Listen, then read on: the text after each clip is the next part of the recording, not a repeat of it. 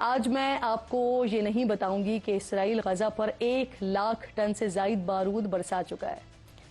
میں یہ بالکل نہیں بتاؤں گی کہ یہ بارود 1-2 نہیں بلکہ 4 ایٹم بوم کے برابر ہیں۔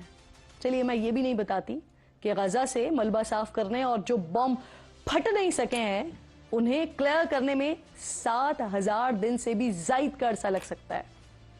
چلیے میں یہ بھی نہیں بتاتی کہ اسرائیل نے اسکول، کالجز اور اسپتال کوئی جگہ نہیں چھوڑی ہے کہ جنہیں جنگوں میں استثناء حاصل ہوتی ہے۔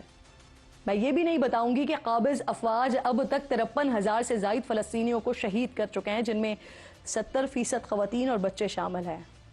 میں یہ بھی نہیں بتاتی کہ ان شہداء میں سے 28,000 صرف خواتین اور بچیاں ہیں۔ میں آج آپ کو چند ننھی کلیاں دکھاؤں گی جو اس جنگ میں مرجھا رہی ہیں۔ میں بارود کی اس بارش میں رقص کرتی ہوئی بھوک دکھاؤں گی۔ دیکھیے ذرا، یہ ہے 12 سال کی کمسن رہف ایاد، لیکن یہ جیسی دکھ رہی ہے نا ایسی بالکل بھی نہیں تھی۔ جنگ سے پہلے رہف بالکل صحت مند بچوں کی طرح تھی۔ اس کو لمبے بال رکھنے کا شوق تھا، جسم توانا تھا، چہرے پر حشاشیت تھی جو اب کہیں گم ہو چکی ہے۔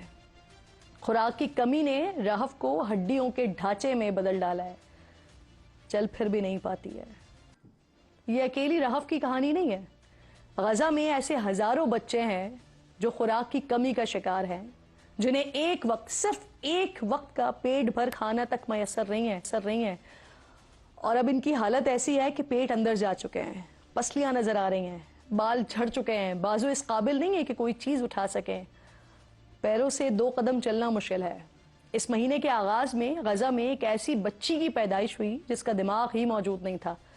الجزیرہ کے مطابق ڈاکٹرز یہ دیکھ کر حیران تھے اور انہوں نے اس کو انتہائی غیر معمولی اور خطرناک صورتحال قرار دیا ہے، اور ساتھ ہی اس خدشے کا اظہار بھی کیا ہے کہ اس پیدائشی نقص کی وجہ اسرائیلی بمباری کے دوران استعمال ہونے والے تجربیاتی اور کیمیائی ہتھیاروں سے جو خارج ہونے والی شعاعیں ہیں وہ ہو سکتی ہیں، جن کے اثرات اب غزہ کے نوزائیدہ بچوں پر ظاہر ہونے لگے ہیں۔ ممکن ہے ناظرین کہ آنے والے دنوں میں ہم ایسے کئی اور بچے بھی دیکھیں۔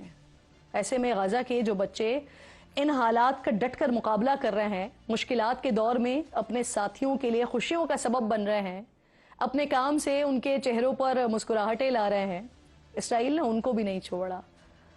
کل اسرائیلی حملے میں غزہ کی کمسن ولاگر یقین حماد شہید کر دیا گیا۔ اسے یقین کو یہ یقین تھا کہ یہ مشکل دور گزر جائے گا، لیکن اس کو یہ نہیں پتا تھا کہ وہ یہ دن اپنی آنکھوں سے دیکھ نہیں سکے گی۔